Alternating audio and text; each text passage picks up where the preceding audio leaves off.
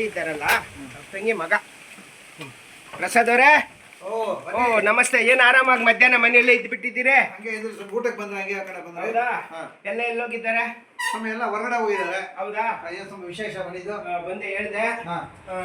ನಿಮ್ಮ ತಮ್ಮಂದಿರು ಎಲ್ಲ ಚೆನ್ನಾಗಿದ್ದಾರ? ನಿಮ್ ತಂಗಿರು ತಂಗಿರು ಚೆನ್ನಾಗಿದೆ ಸ್ವಾಮಿ. ತಂಗಿರು ಚೆನ್ನಾಗಿದ್ದಾರ? ನಿಮ್ಮ ಮಗ ಸೊಸೆ ಸೊಸೆ ಹೊರಗಡೆ ಹೋಗಿದ್ದಾರೆ ಕೊಂಡ್ಕೊಂಬರ್ತಾರೆ. ಹೌದಾ?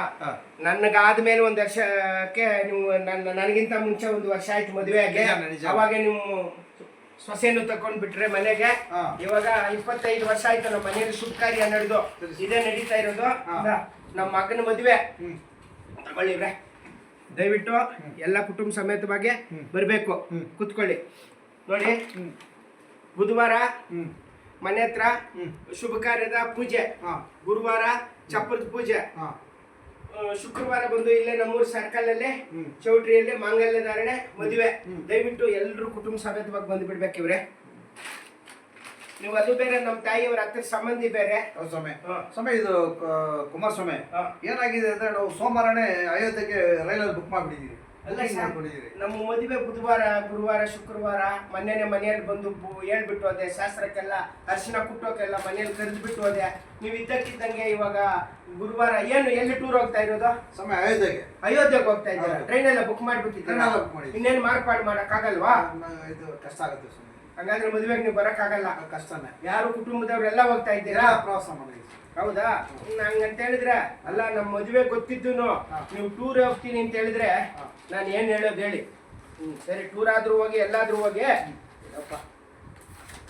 ನೋಡಿ ಇವ್ರೆ, ನಿಮ್ಮ ಮದುವೆ ಆದಾಗ 2,000 ರೂಪಾಯಿ ಮುಯ್ಯಿ ಹಾಕಿದ್ದೀನಿ. ನಿಮ್ಮ ಹೆಂಗಸರಿಗೆ ಒಂದು ಸೀರೆ ತಗೊಟ್ಟಿದ್ದೀನಿ. ಆಮೇಲೆ ನಿಮ್ಮ ಇಬ್ಬರು ತಮ್ಮಂದಿರಿಗೆ ಮದುವೆ ಆಯ್ತು, ಅವ್ರಿಗೂ 2,000 ರೂಪಾಯಿ ಮುಯ್ಯಿ ಹಾಕಿದ್ದೀನಿ. ಆಮೇಲೆ ನಿಮ್ಮ ತಂಗಿರಿಗೆ ಇಬ್ಬರಿಗೆ ಮದುವೆ ಆಯ್ತು, ಅವ್ರಿಗೂ 2,000 ರೂಪಾಯಿ ಮುಯ್ಯಿ ಹಾಕಿದ್ದೀನಿ. ಮೊನ್ನೆ 6 ತಿಂಗಳಾಯ್ತು ನಿಮ್ಮ ಮಗನ ಮದುವೆ ಆಯ್ತಲ್ವಾ? ಮದುವೆ ಆದಾಗ ನಿಮ್ಮ ಮಗನಿಗೆ 2,000 ರೂಪಾಯಿ ಮುಯ್ಯ, ನಿಮ್ಮ ಸೊಸೆಗೊಂದು ಸೀರೆ ತಗೊಟ್ಟಿದ್ದೀನಿ. ಎಲ್ಲ 10,900 ರೂಪಾಯಿ ಆಗಿದೆ ಇವ್ರೆ.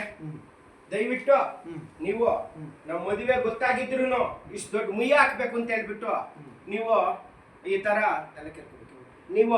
ಈ ತರ ಟೂರ್ ಹೋಗ್ತೀನಿ ಅಂದ್ರೆ ನಾನು ಏನ್ ಹೇಳಿ ಇವ್ರೆ ನಿಮ್ಗೆ? ನಿಮ್ ಸವಾಸನ ಬೇಡ. ನೀವು ನಮ್ಮ ಮುಯ್ಯ ಕಾಸು ಕೊಟ್ಬಿಟ್ಟು ಅಲ್ಲ ಇವ್ರೆ, ನಾವೇತ ಕೇಳಿ ಅಷ್ಟು ದೂರದಿಂದ ಸಂಬಂಧಿಗಳು ಅಂತ ಹೇಳ್ಬಿಟ್ಟು ಸಾಲ ಸೂಲ ಮಾಡ್ಕೊಂಡು ನೀವು ಮುಯ್ಯ ಹಾಕಿದ್ರೆ ನೀವು ಮುಯ್ಯನೇ ಕೊಡ್ತೀರಾ?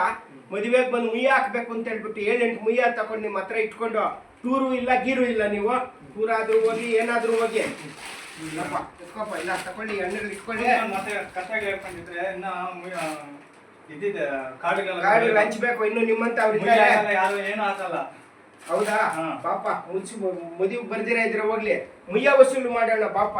ಅಲ್ಲ, ಸಾಲ ಸೂಲ ಮಾಡಿ ಸ್ವಂತದವ್ರಂತ ಇಂಥವ್ರು ಮದುವೆ ಗೊತ್ತಾಗಿದ್ರು ಸುಮ್ಮನೆ ಟೂರ್ ಹೋಗ್ತೀನಿ ಅಂತ ಹೇಳ್ಬಿಟ್ಟು ಹೇಳ್ತಾರೆ. ಅಂದ್ರೆ ಸಾಲ ಸೂಲ ಮಾಡಿ ಮುಯ್ಯ ಹಾಕಿ ದಿಬ್ಬಳುಗಳೆಲ್ಲ ಮಾಡಿದ್ದೀವಿ ಅಂದ್ರೆ ಉದ್ಧಾರ ಆದಂಗೆ. ಬಾರ ಹೋಗ್ಬಿಟ್ಟು ಮುಯ್ಯ ವಸೂಲಿ ಮಾಡೋಣ ಬಾ. ಮದುವೆಗೆ ಬರ್ಲಿ ಹೋದ್ರೆ ಹೋಗ್ಲಿ, ಫಸ್ಟ್ ಯಾರು ಬರಲ್ಲ ಅವ್ರ ಹತ್ರ ಮುಯ್ಯ ವಸೂಲಿ ಮಾಡೋಣ. ಬಾಪ. ಅಯ್ಯೋ ಮದುವೆ, ಇದೊಂದು ಮದುವೆ. ಬಾ.